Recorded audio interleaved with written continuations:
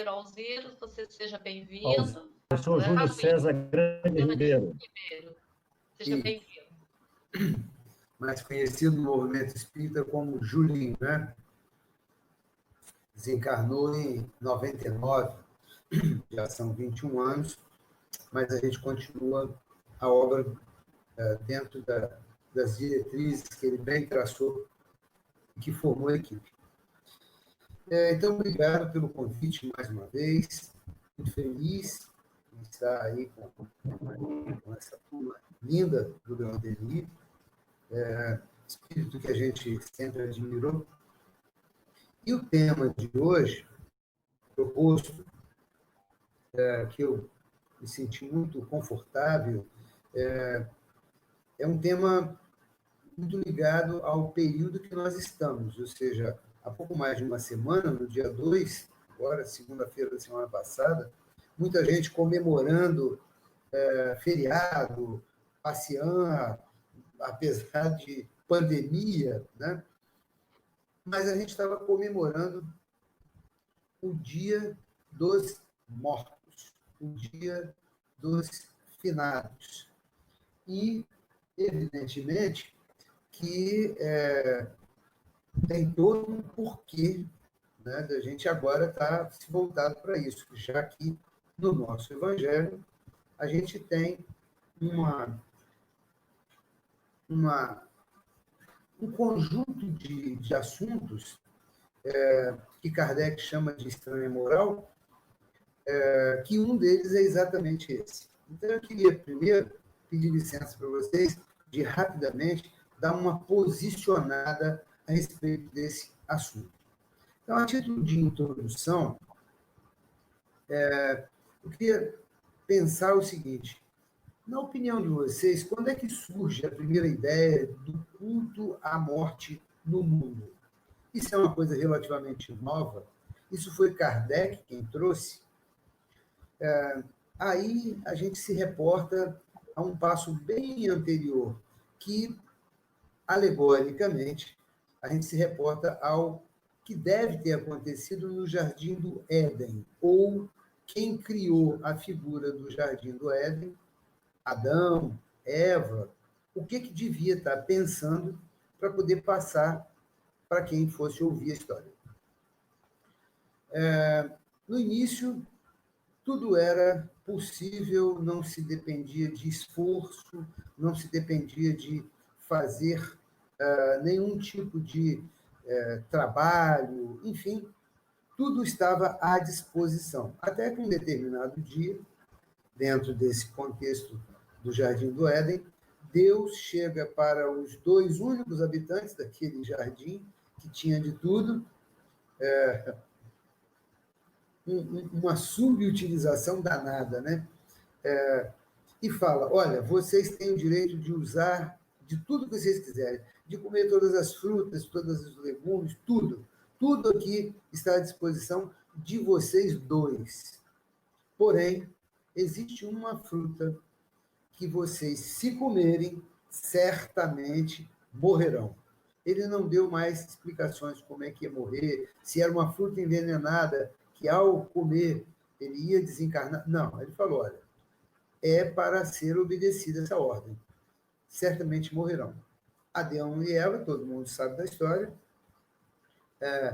por curiosidade, por vontade de desobedecer a ordem do pai, ou por qualquer outro motivo, eles, enfim, num determinado momento, se deparam com a figura da serpente.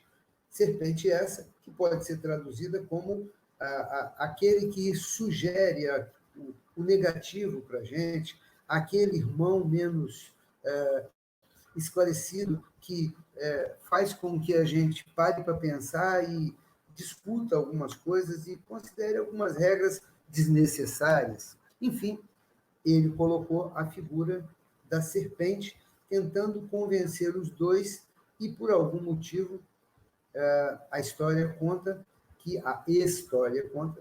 que foi em cima da Eva que a serpente foi, e disse que essa desobediência de não comer o fruto da árvore que ele chamava na época da ciência do bem e do mal, ou seja, se comesse, ele estaria rompendo com aquela relação entre bem e mal, que até então ninguém tinha culpa, podia comer do que fosse, menos aquele determinado fruto. E essa desobediência trouxe para nós todos, dentro da história de Adão e Eva, dentro da desobediência à lei divina, fruto da ciência do bem e do mal, nós tivemos, então, que arcar com todo esse problema de ter que trabalhar, a mulher ter que sentir as dores do parto, e, enfim, ter que morrer. Por isso, até hoje, os judeus culpam a mulher pelo surgimento do pecado e da morte, do trabalho, culpam a mulher, as mulheres de um modo geral, porque ela não resistiu à argumentação da serpente e acabou comendo dessa fruta e convencendo Adão também. Dizem, eu não posso garantir, mas dizem que a serpente era muito ardilosa, era muito boa, muito habilidosa na argumentação, e que tentou de tudo, não conseguiu convencer a Eva. Aí ela usou um argumento que, segundo hoje, dizem, é infalível com relação às mulheres. A serpente teria dito assim: Eva, coma dessa fruta porque ela emagrece. Aí a Eva caiu por terra e resolveu comer daquela fruta. Pois muito bem, brincadeiras à parte, até hoje a gente vê a figura das carpideiras, ou seja, em velórios, hoje já nem tanto, mas em velórios era muito comum se contratar mulheres que ficavam chorando, que ficavam gritando, que demonstravam que o dono do enterro, o dono do velório, era muito dado, ele tinha muitas preocupações com relação ao desencarne daquela determinada pessoa. O que quer dizer com isso? Quer dizer que sempre a mulher, já que ela era culpada, já que ela que deu causa à morte, que até então ninguém morria, ainda hoje, em velórios, é comum que as mulheres caminhem na frente do féretro, na frente do caminhar do corpo, seja carregando nos braços, ou seja, em carrinho, é comum as mulheres estarem na frente. Bom, então esse é o primeiro ponto que eu queria destacar, porque todo mundo sempre escuta a história de Adão e Eva e tal. Então, na verdade, a história conta que lá começa, a história, pelo menos essa que a gente escuta, né, de história de Roma, começou por lá.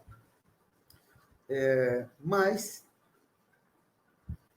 se vocês forem dar uma pesquisada, vocês vão ver que o primeiro povo que vem a falar de mortos, e em especial que vem a enaltecer os mortos, enaltecer pessoas depois de desencarnarem, foi um povo que hoje a gente conhece como do México, foram os astecas e os maias. Dizem que eles já faziam esse culto aos mortos, eles já faziam reverências aos mortos há mais de 3.000 anos, ou seja, bota 2.000 anos para Jesus e bota mais 1.000 para trás, ou seja, 1.000 anos antes da vinda de Jesus, maias e astecas já faziam esse culto, ou seja, já tinham importância, já davam importância para aqueles que nos antecederam e que faleceram. Ou seja, eles eram pensados, eles eram levados em consideração.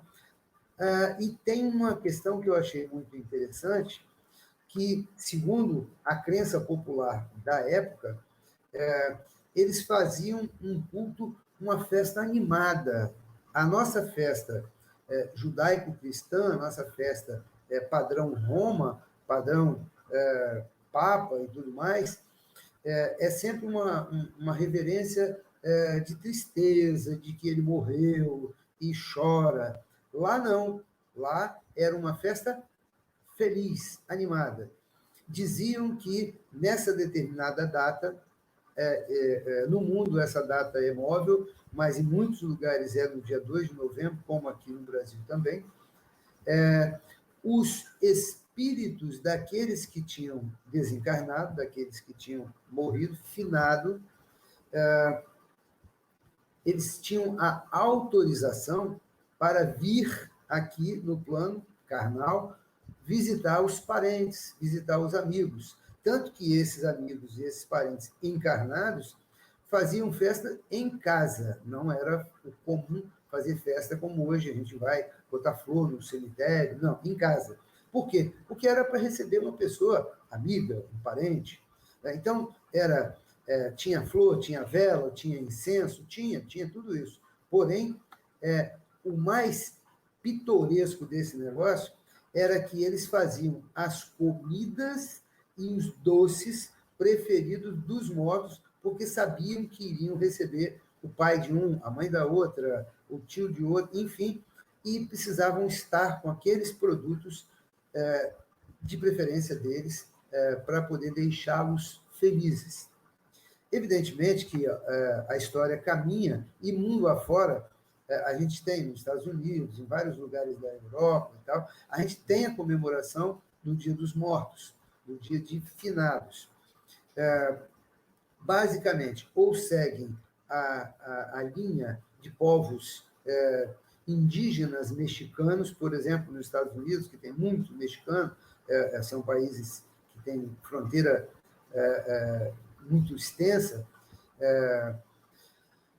seguem padrão americano. Mas, de um modo geral, no mundo, seguem padrão da Igreja Católica. Né? Na Ásia também há hábito de se visitar sepulturas. Eles fazem orações, eles fazem repintar a sepultura, eles fazem comemorações nesse sentido, já como uma festa triste e como uma festa lá nas sepulturas. No Brasil não é diferente. A maior parte dos brasileiros, vinculados de alguma maneira à Igreja Católica, a festa basicamente consiste em visitar os entes queridos no cemitério. Para pensar que a gente, com essa informação espírita que temos hoje, a gente percebe que é muito triste você convidar o espírito para um local onde ele já não está há muito tempo, onde tem restos mortais do corpo que ele animou durante muito tempo, mas o cemitério é um local triste, é um local contaminado. Agora, por exemplo, em plena era da pandemia, muitas administrações municipais frisaram que as pessoas não tocassem nos túmulos e tudo mais. Essa comemoração triste. Enfim, quem começou isso foram os astecas e maias, e eles faziam comemorações alegres. Ao longo do tempo, foi exatamente virando o contrário, uma comemoração triste.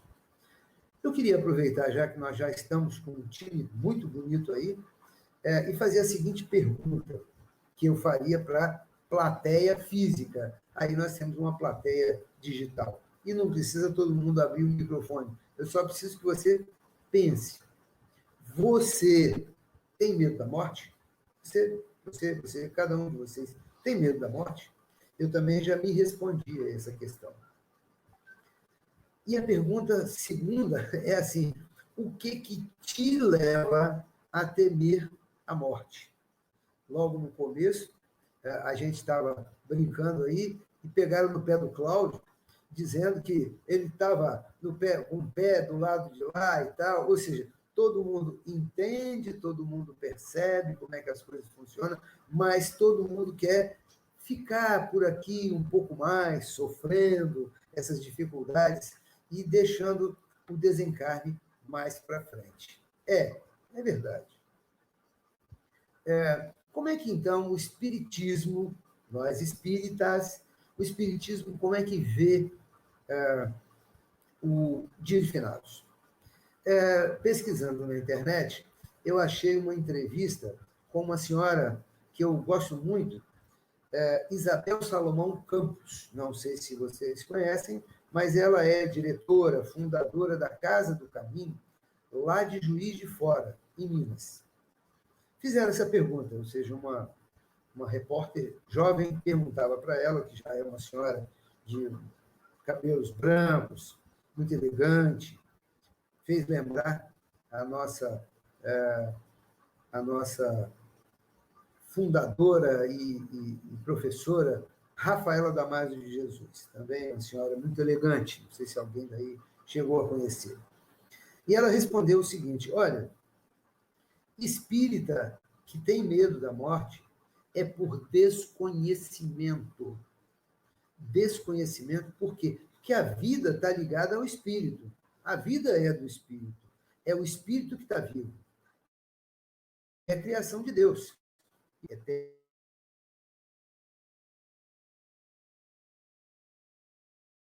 Ninguém precisa ter medo. Porém, o corpo físico, que não foi criado em princípio por Deus, foi criado pelos pais, esse sim, esse é os pais terrenos. Esse sim é passageiro, é descartável. Este morre. Então, quando a gente fala da morte, nós estamos falando especificamente da morte do corpo físico, óbvio. O Dia dos Mortos é, portanto, a comemoração para agradar os vivos, os encarnados, pois os desencarnados não estão lá no túmulo, graças a Deus. Chamar esse espírito lá no cemitério é, no mínimo, uma falta de bom senso. Mas a instrução dos espíritos com relação ao que os espíritas devem fazer no dia de finados, devem agradecer a Deus no ambiente familiar, se possível em casa, por ter convivido tanto tempo com aquele ente querido, com seu pai, com sua mãe, com seu irmão, com seu filho, com respeito. Esse agradecimento a Deus deve ter sido feito sempre com respeito. Flores, preces, como cada um achar mais conveniente. Mas nada de choradeira, nada de ficar falando que Deus foi injusto. Deus é bom e é justo. Muito bem. Nessa entrevista, a dona Isabel fala o seguinte: a menina perguntava, a repórter perguntava a ela, mas como é que as coisas funcionam quando esse espírito chega lá no plano espiritual? É questionado, alguma coisa é cobrada, como é que a coisa funciona? Ela disse: minha filha, é na base do assim na terra como no céu. Quem segue os ensinamentos de Deus na terra, aqueles ensinamentos deixados por Jesus, terá paz no mundo espiritual. Do contrário, aí cada um vai ter que arcar com isso daí. Então, o recado final da entrevista dela, de quase 1 hora, ela dizia o seguinte: olha, use a sua presença na Terra para deixar alguém feliz. Quem você escolhe para deixar feliz com a sua presença na Terra? Quem você escolheu? Quem você está fazendo se sentir feliz? Essa é uma boa pergunta, interessante para se tocar. E aí eu gostaria de contar uma historinha. Chegando no plano espiritual, um cidadão que foi um engenheiro de renome aqui na Terra, que trabalhou em obras de alto nível, e aí ele chegou no plano espiritual e perguntou ao porteiro, vamos chamar assim, e disse: meu amigo, qual dessas casas foi reservada para mim? E ele estava chegando no bairro mais nobre lá, sei lá, na Praia da Costa, na Praia do Canto, daqui de Vitória, ou, enfim, numa área nobre.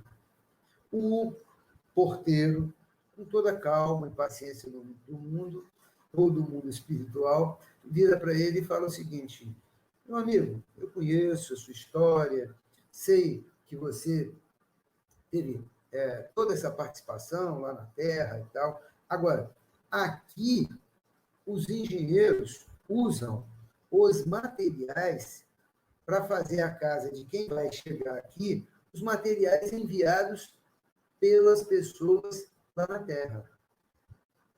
Entendeu, né? E aí, essa pessoa, esse cuidador, esse porteiro, encaminhou esse engenheiro nobre para um bairro simples, para uma casa modesta, e disse: só deu para fazer isso com o material que você mandou.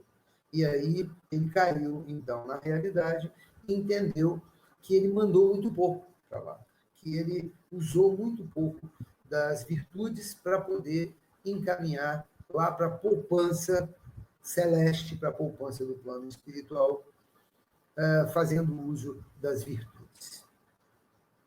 Mas, voltando para o nosso aquecimento, o tema é deixar aos mortos o cuidado de enterrar seus mortos. Todo mundo se lembra em que momento que isso aí foi falado por Jesus. Ele fala basicamente em Lucas e em Mateus, e ele deixa com muita clareza uma fala que muita gente fala assim: gente, isso não foi falado por Jesus. Em Lucas, ele diz: não poderá ser meu discípulo quem não odiar. Depois nós vamos voltar a esse assunto.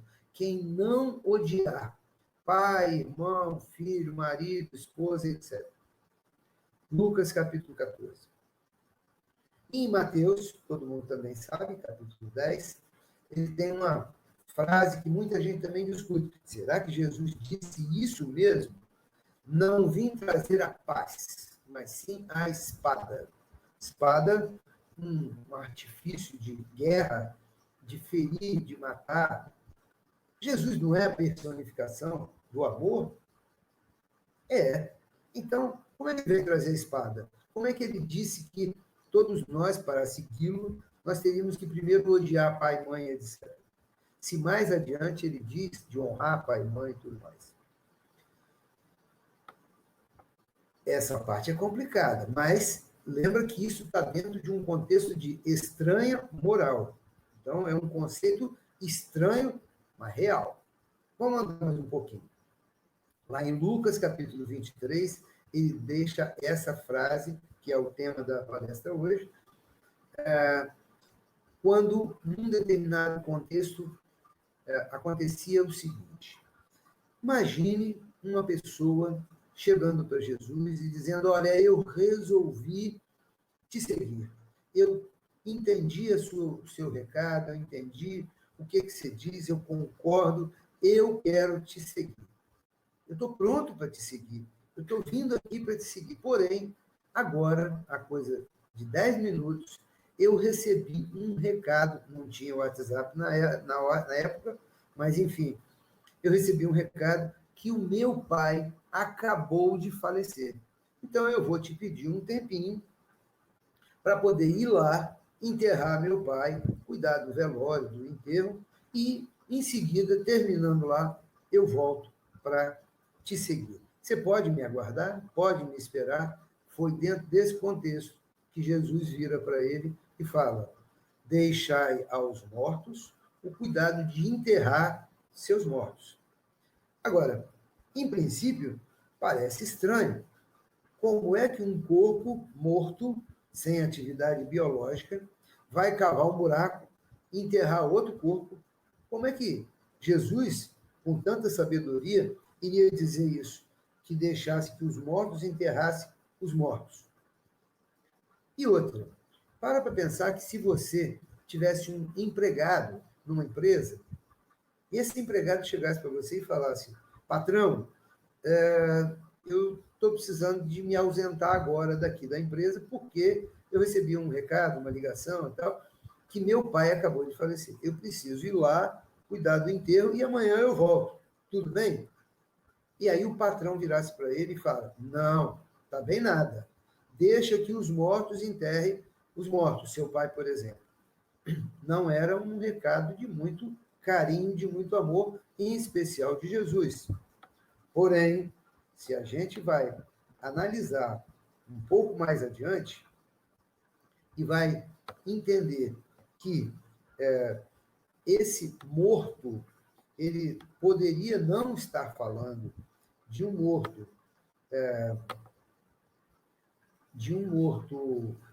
desencarnado, será que faria sentido Jesus estar falando, está tratando de morto, um morto encarnado?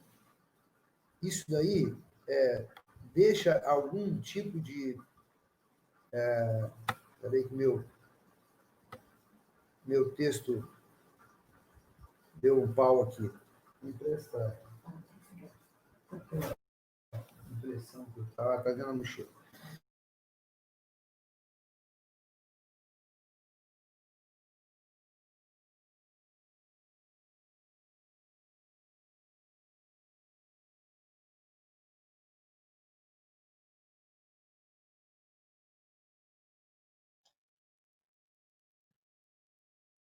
Parece que o sinal dele caiu, né? Ele falou. Pai, e ele diz que não, ele diz que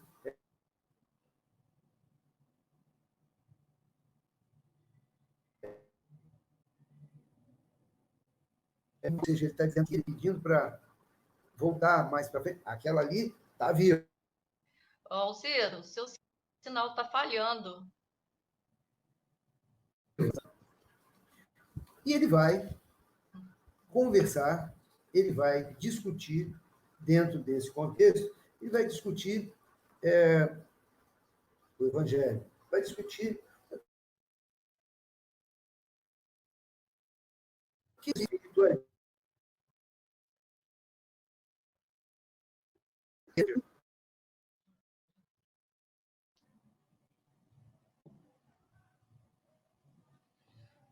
Alziro, seu sinal caiu. Seu áudio, não estamos te ouvindo.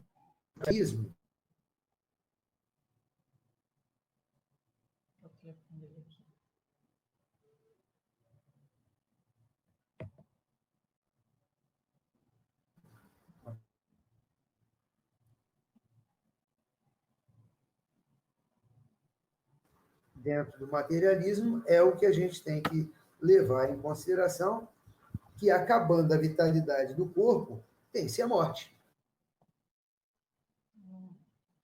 Vou ligar para ele.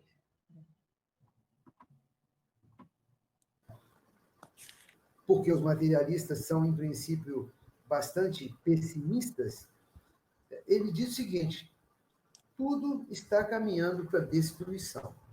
Como assim? Para a destruição. A vida é uma coletânea de perdas.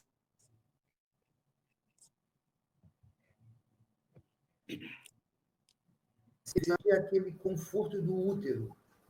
Quando você nasce, você começa a ter que respirar, perde aquela tranquilidade que estava lá. Mas quando você cresce um pouco mais, você perde a infância, onde você não tinha responsabilidades, onde você não tinha tarefas. A partir do momento que você cresce um pouco mais, você perde a juventude. E é essa juventude que vai fazer com que a gente consiga ter saúde, ter vitalidade. E com o passar do tempo, a gente perde essa vitalidade. E ao perder a vitalidade, a gente vai perder, em muitas circunstâncias, a saúde.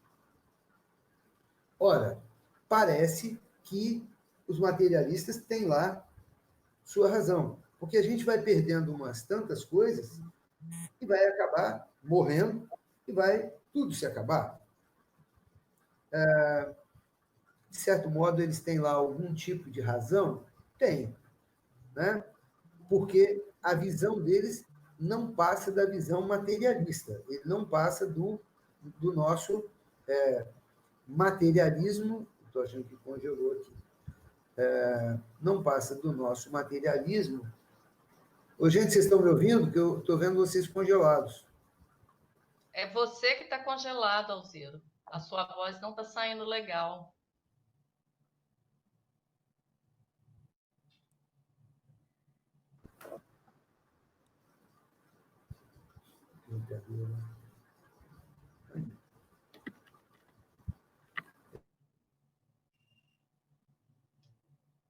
É todo mundo. Não, Alziro. Alziro? Está me ouvindo, Alziro? Oi, Alziro, está nos ouvindo? Não está ouvindo? Muito bem. Muito Então, bem, não. Pois não. Pode falar, Alziro. alô, alô, alô, alô. Vocês Alziro, estão conseguindo me ouvir aí, gente? agora sim, agora estamos. Deu uma falhada, agora nós estamos. Seu sinal está caindo. A sua internet está fraca. Está vermelha. Ô, Lúcia, liga para ele, pede para ele desligar o Eu já vídeo, de liguei. repente. Agora eu tô... Ele não atende. eu não estou ouvindo nada. Nós estamos te Agora ouvindo. deu. Agora Nós estamos te ouvindo. consegui ouvir. Retomando aqui. O materialismo, portanto, é essa doutrina que considera tudo na base do morreu, acabou tudo. Enquanto está vivo, existem as coisas. Existe um filósofo alemão que a gente já estudou, cada um que fez um tipo de formação, mas Schopenhauer, Arthur Schopenhauer. Esse cara era uma mente brilhante, mas esse cara era também tipicamente materialista. E ele considerava o seguinte: a sua visão de mundo era uma vida de sofrimento. A vida é um sofrimento. Ele dizia, inclusive, o seguinte: olha, você tem um desejo muito forte de realizar alguma coisa, sei lá, fazer uma viagem. A partir do momento que você faz essa viagem, acabou. Você já não tem mais esse desejo, porque o desejo foi por terra. Você já gastou esse desejo, já passou. Se você tem o desejo de comprar um carro, comprou, não tem mais desejo. Então você já tem uma tristeza em função disso daí. Realmente é desanimador desse materialismo.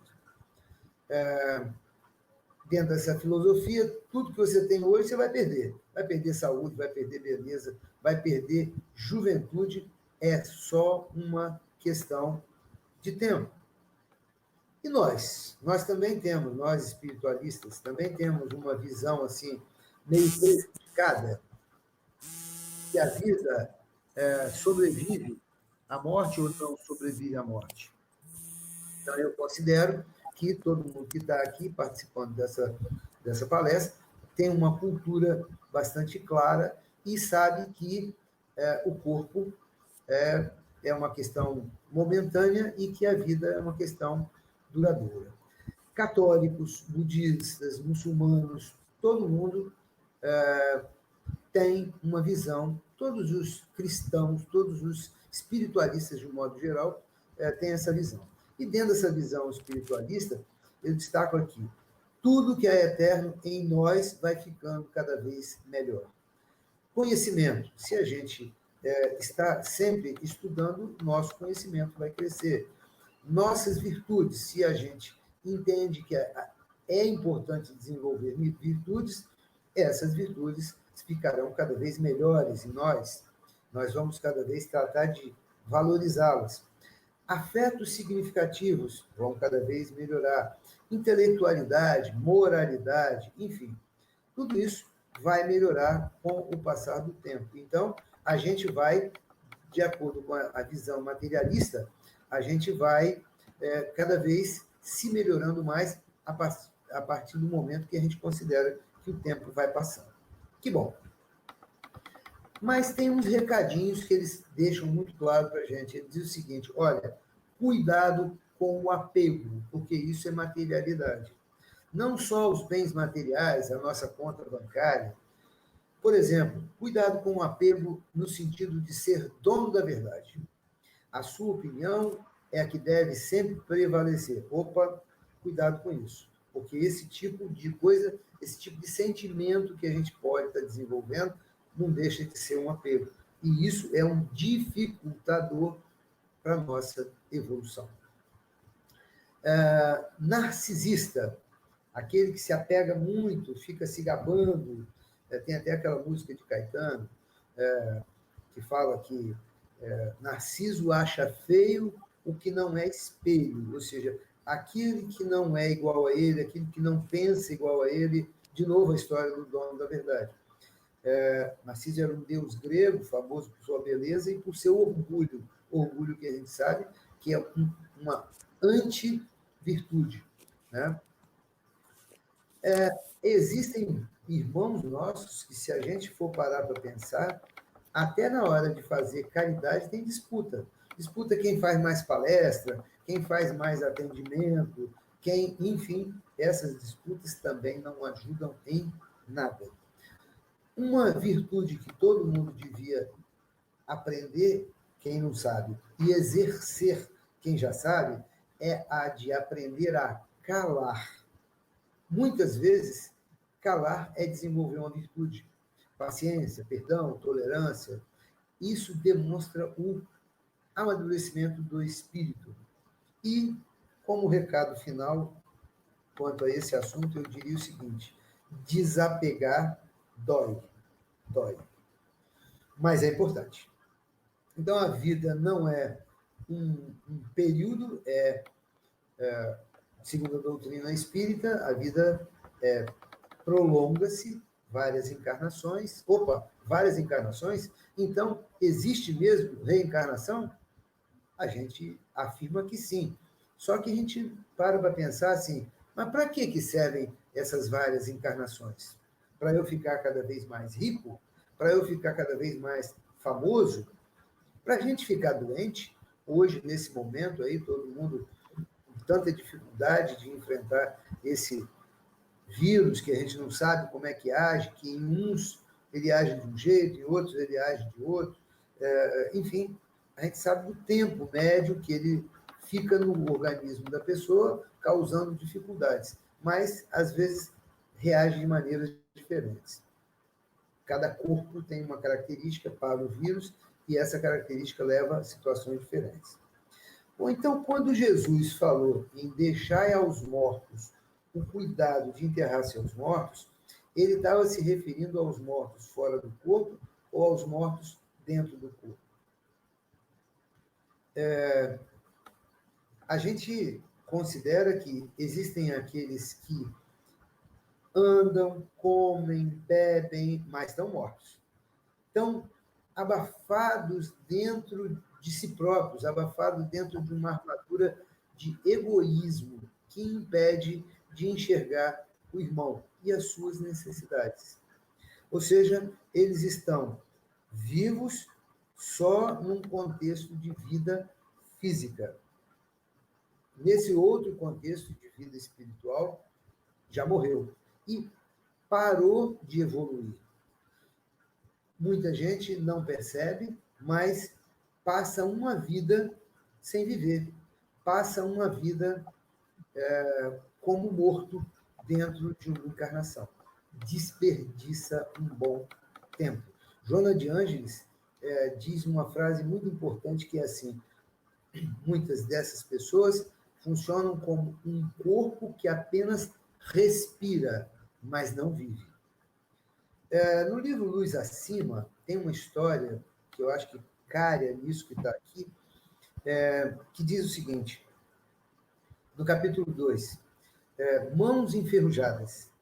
Existe uma figura que a gente não sabe maiores detalhes, mas ele cita o nome como João Sucupira, herdeiro de uma grande fortuna, contribuía com esmolas para não ser visitado no lar por essas pessoas necessitadas.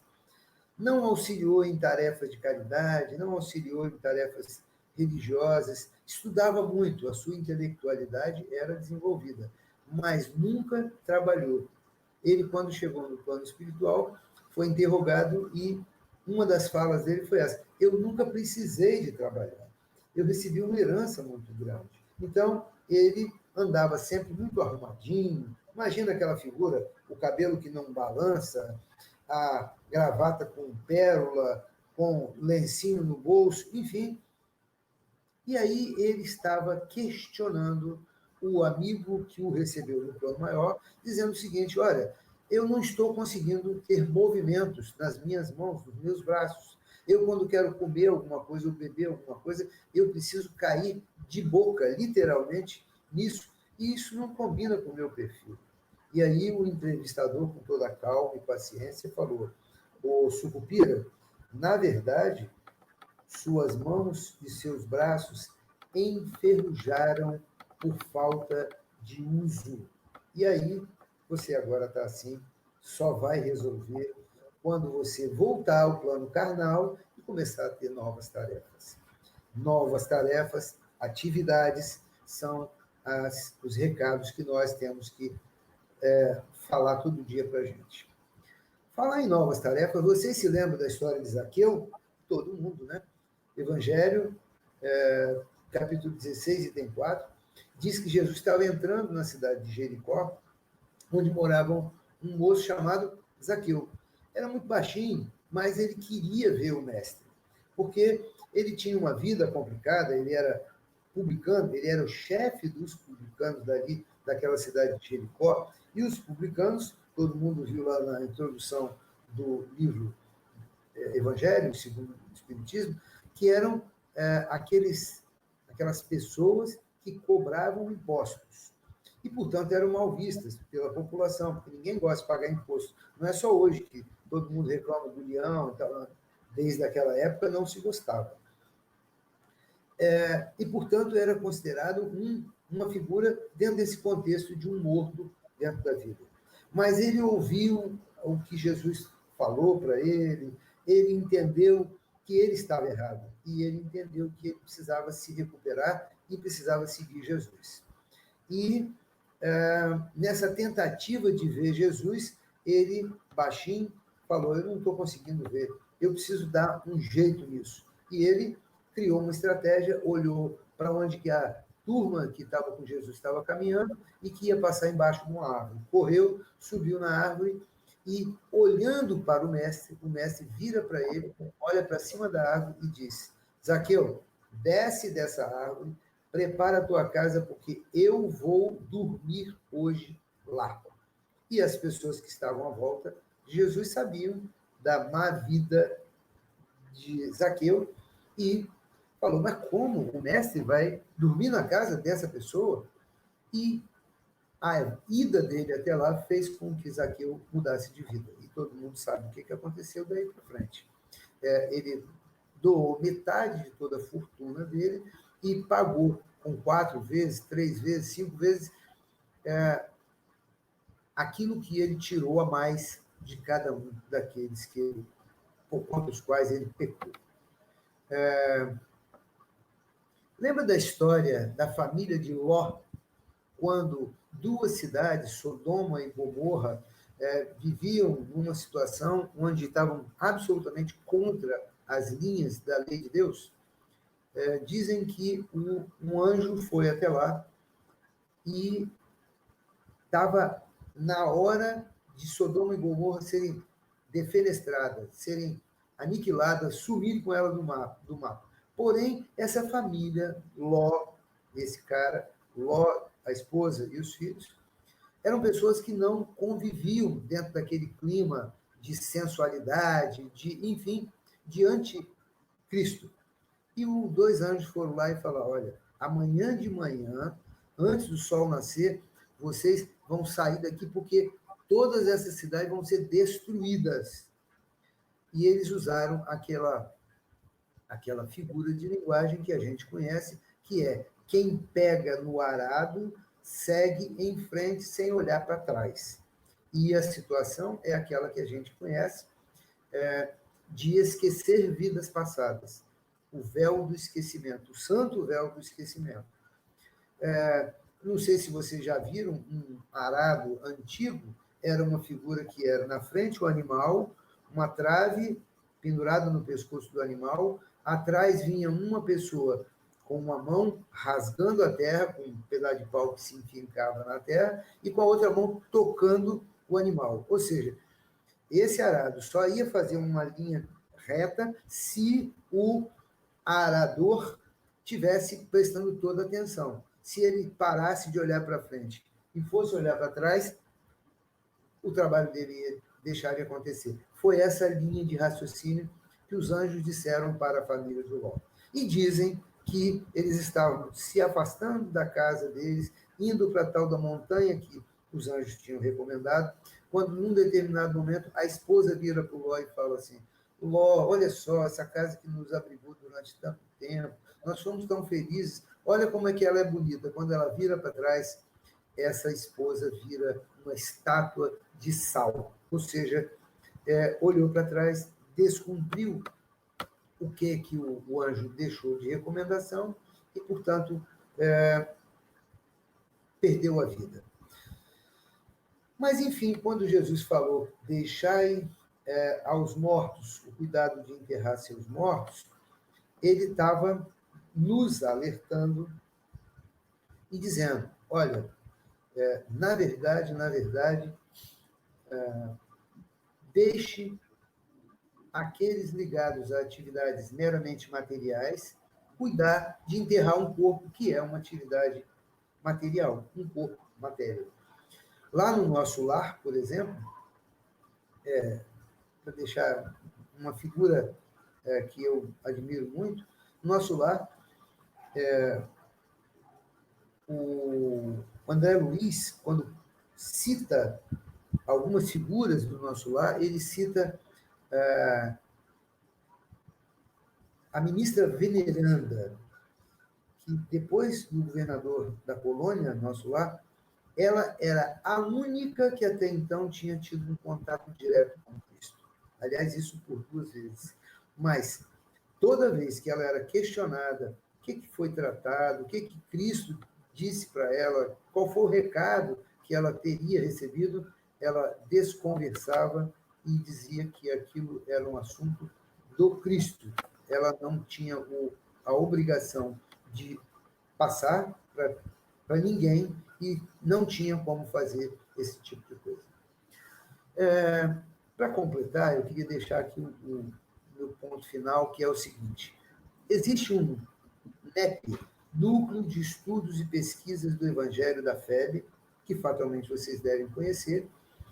O coordenador é Haroldo Dutra Dias, também uma figura muito cara no nosso meio, está sempre por aqui, mas ele anda o Brasil inteiro. E aí eu estava presenciando dessas reuniões, online, claro, e eles falavam assim com muita clareza, falaram, gente, Kardec não criou nem inventou o problema, esse de cuidar dos mortos, deixar os mortos cuidar de enterrar os mortos. Isso está lá no Evangelho. Kardec só buscou ferramenta para tratar do assunto, só buscou ferramenta para conseguir interpretar e entender. E uma das coisas que Kardec fez foi, naquela frase que é a antítese do honrai pai e mãe, que ele dizia, só está pronto para me seguir aquele que odeia pai e mãe, lembra lá no começo que eu falei com vocês? Ele dizia o seguinte, odiar, o que quer dizer? Odiar é o contrário de amar? Aparentemente, sim. Foi traduzido em uma série de coisas, mas, enfim, Kardec, humilde, falou, olha, eu não sou especialista na língua daquela época. Aí ele chamou, está no texto, ele chamou, até disse, senhor Pesani, que era um especialista em grego e em hebraico. E ele esclareceu que o real sentido do termo odiar, naquela época, as falas eram muito pobres, tinham poucas palavras, E odiar, odiar pai, odiar filho, odiar amigo e tal, era no sentido não de ser o contrário de amar, mas quem odiava era aquele que amava menos. E aí ele colocava a questão de odiar pai e mãe no sentido de amar menos do que amar a Deus. Amar a Deus sobre todas as coisas. E nesse caso, lá em Mateus, a gente vê esse recado que ele diz que, capítulo 19, versículo 29, ele diz: abandonar pai e mãe, os que consideram os ideais, o pai e mãe dos seus sonhos, e não aquele que você tem. E deve, sim, ficar ao lado daquele que Deus nos deu, acolhendo, consolando, esclarecendo, de acordo com os princípios de Cristo. Um cuidando do outro e o outro cuidando do um. Lá no Caminho, Verdade e Vida, por exemplo, tem um recadinho que renunciar, o título. Emmanuel comenta dizendo o seguinte: devemos renunciar aos bens do mundo, da terra, para alcançar a vida eterna. Jesus destaca: o êxito pertencerá aos que fizerem isso por amor ao nome dele, de Jesus. Isso quer dizer que é para perder esperança da terra e conquistar esperança dos bens da terra e conquistar do céu. É aquela história lá do construtor, do engenheiro que eu estava falando antes. E para concluir, eu queria deixar a seguinte questão. Ele nos faz um convite com bastante clareza dentro desse contexto de entender melhor o que é odiar pai e mãe, o que é deixar os mortos. Cuidado. Ele diz: você já acordou para a vida eterna? Você, no caminho da evolução, cuide dos assuntos espirituais. Você já acordou? Já cuida dos assuntos espirituais? Já. Anuncie não com palavras, anuncie com as suas ações que você está vivo, que você é um filho de Deus. Não que você se considera, mas que você é com atos. Lembra que antes do ato existe o pensamento. Então, pense como filho de Deus para poder agir com naturalidade como filho de Deus. Pode acordar quem está dormindo, está morto para a vida, e acordar e retomar, como foi o caso de tantos outros que a gente já comentou. Vem a pergunta, mas como? Como que eu posso fazer isso? Tem uma receitinha de bolo? Tem. Ele disse: amando, perdoando e ajudando o irmão a seguir em frente. Não adianta só você seguir em frente. Você precisa seguir junto com o outro. Esse é o princípio do compartilhar. Do amai-vos uns aos outros como eu vos tenho amado, amai-vos uns aos outros. Esse foi o recado, com muita clareza, que Jesus deixou para a gente. E eu concluiria da seguinte maneira: aí, na casa, ou quem está nos ouvindo, tem reunião mediúnica? Tem. Que dia da semana que é essa reunião mediúnica? Não sei. Na nossa é quarta-feira, na outra é terça, outra é segunda, enfim, todo mundo tem lá um dia de reunião mediúnica. A regra é: tenta compartilhar, tenta andar junto com esse irmão enquanto vocês estão encarnados. Você, nós, eu, encarnado. Por quê? Porque senão, se ele desencarnar e você não tiver dado a sua contribuição, fatalmente vocês vão se reencontrar na reunião mediúnica, onde um dos dois será aquele que vai esclarecer e o outro será o esclarecido. A gente só não sabe quem vai ser uma e quem vai ser a outra figura.